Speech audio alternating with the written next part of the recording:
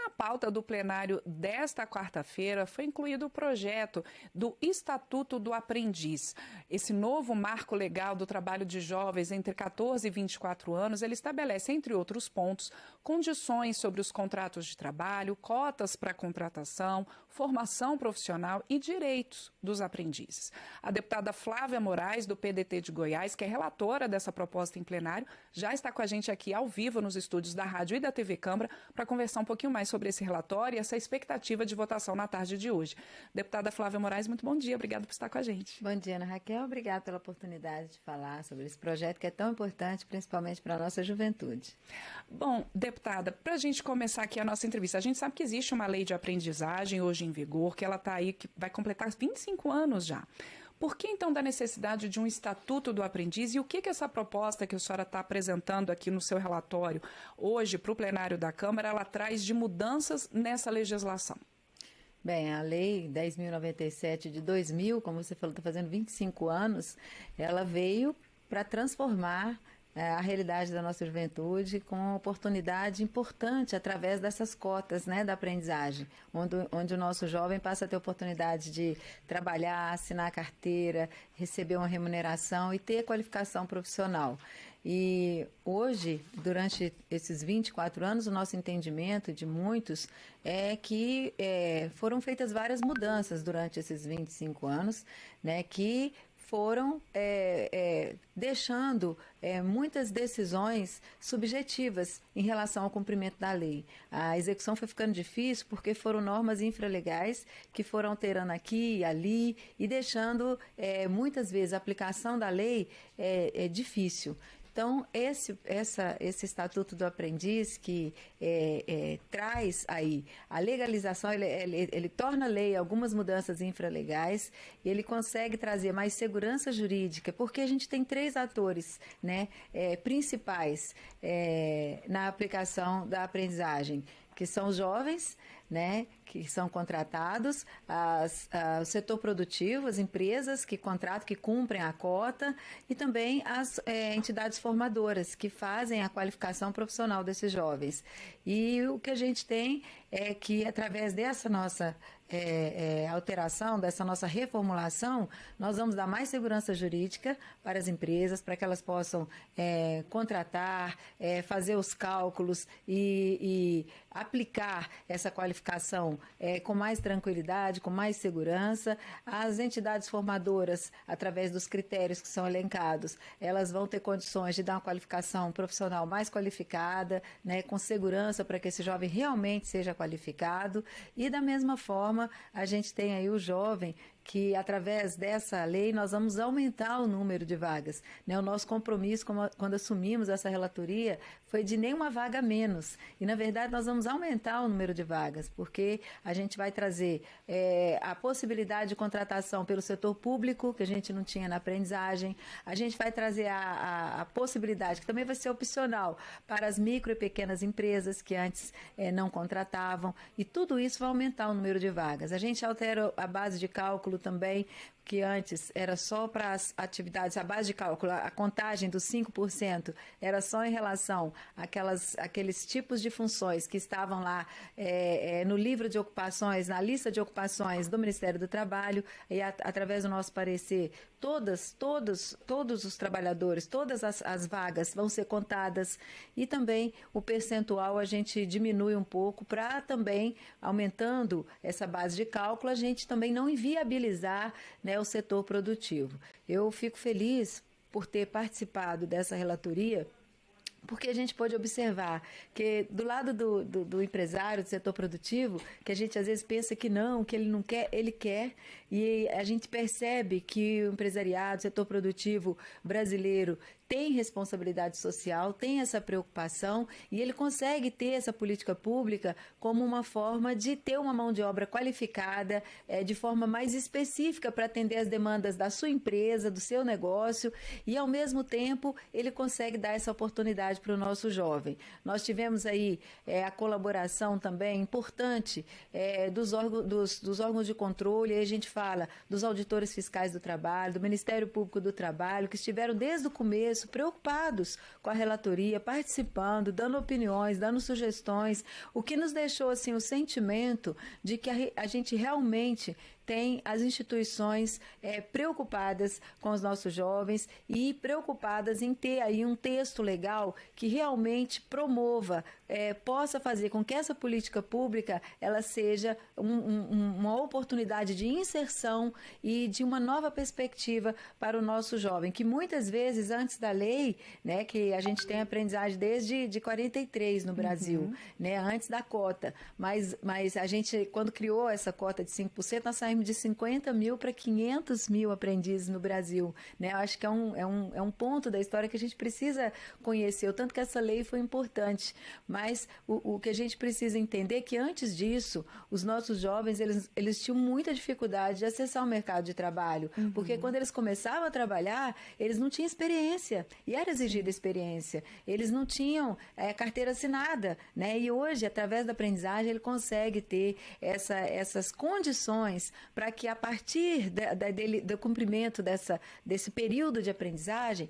ele possa entrar no mercado de trabalho. Sem contar que com o recorte social que existe no programa, ele vai poder também transformar a realidade da vida da sua família. Quando ele vem de uma família vulnerável, onde os pais não tiveram oportunidade de estudar, de trabalhar num serviço que desse uma remuneração melhor, que exigisse uma qualificação melhor. Então, esse jovem ele vai sair dessa condição, muitas vezes, e ele vai ter a oportunidade de se qualificar. E a questão da evasão escolar é outro ponto importantíssimo que a gente tem que considerar, né, que ele tem que manter a escolaridade, ele tem que estar estudando. Então, tudo isso eleva a qualificação desse jovem, que vai poder buscar oportunidades de uma remuneração melhor, de uma inserção mais qualificada no mercado de trabalho. Deputada Flávia Moraes, a senhora apontou questões muito importantes nessa sua primeira fala, e aí eu queria só para esclarecer para quem está acompanhando a gente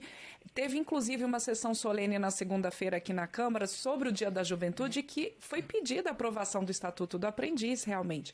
Os jovens querendo essa modernização da lei da aprendizagem. Quando a senhora fala do percentual, a proposta da senhora, hoje o percentual é de 5% a 15%. O que a proposta que a senhora está levando ao plenário prevê em termos de percentual? E eu acrescento também em relação, justamente para permitir que seja uma aprendizagem, que o estudante continue podendo estudar, em relação ao limite de horas diárias para a contratação.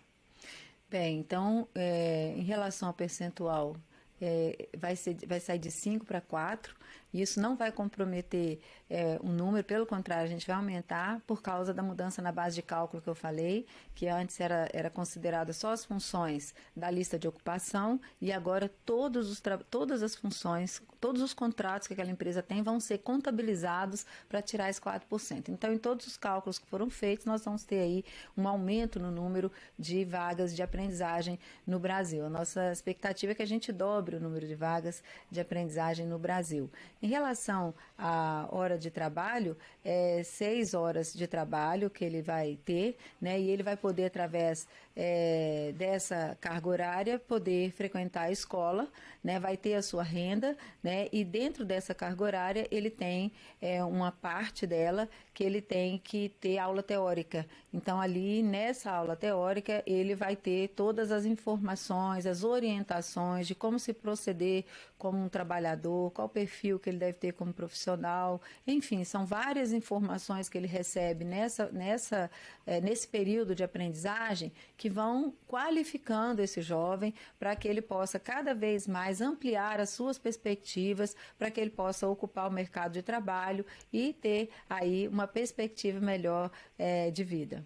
E, deputada Flávia Moraes, quando a senhora fala também que houve todo um diálogo, né, com o Ministério Público do Trabalho, com os auditores, como que essa proposta, que possivelmente vai ser votada hoje pelo plenário, traz essa segurança jurídica para que, de fato, o aprendiz ele seja visto como um aprendiz, que ele tenha suas condições respeitadas como trabalhador e como um jovem que está ali ingressando no mercado de trabalho buscando a sua qualificação? Bom, para começar, né, esse recorte, né, que é feito na aprendizagem, ele faz com que a empresa já tenha um olhar, né, para aquele jovem que precisa dessa oportunidade. A questão também de como que ele vai, eu queria te pedir que você repetisse a pergunta. Sim, é porque a senhora comentou aqui que, no caso, houve todo um diálogo com o Ministério Público do Trabalho, com os auditores do trabalho, para que não haja uma precarização desse trabalho do jovem também. E a senhora falou também da questão da segurança jurídica. Como é que essa proposta ela vai dar essa segurança para que o jovem seja visto de fato como um aprendiz e não tenha o trabalho dele precarizado? A gente sabe que não é o mais comum pelas empresas, mas há casos sim de precarização do trabalho desse jovem, que tem que ter um olhar diferenciado para ele. Isso, essa segurança jurídica, ela aparece em vários pontos do parecer, né? Quando ela coloca a carga horária de trabalho, o limite de horas de aula teórica, a questão do EAD, né? A questão também das condições de insalubridade, periculosidade, onde esse jovem vai trabalhar, as funções que ele pode exercer como aprendiz, né? Tudo isso está bem definido dentro do texto, né? Então, a gente tem vários tipos de ocupações, de funções, e cada empresa tem o seu perfil de atuação, né? Mas dentro do texto a gente consegue garantir uma segurança para o jovem, para que ele não tenha a questão do tempo que ele deve permanecer no programa, porque a partir de um certo tempo, se ele continuar, ele acaba sendo precarizado porque ele vai estar ganhando menos,